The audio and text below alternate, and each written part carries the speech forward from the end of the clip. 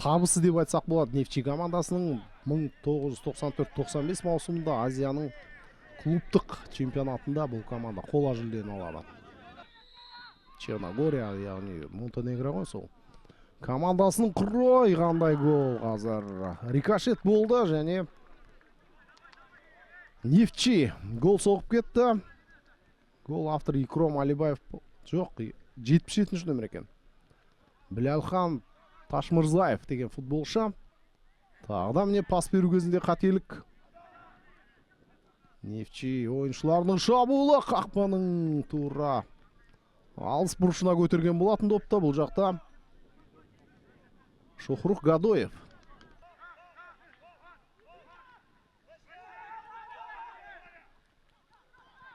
Тағы да қауіп төнді қақпамызға. Кірді екінші гол. 0-2. Қорғаныс шебін айттық міне. Қорғаныста проблема жеткілікті. Екпіндей алға ұмтылды. Гол соқсам деп, бірақ нәтиже жоқ әзірге.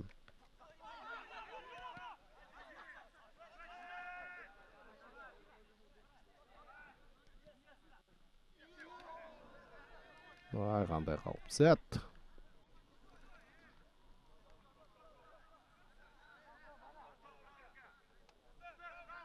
Ташмырзаев тағы да. Ташмырзаев.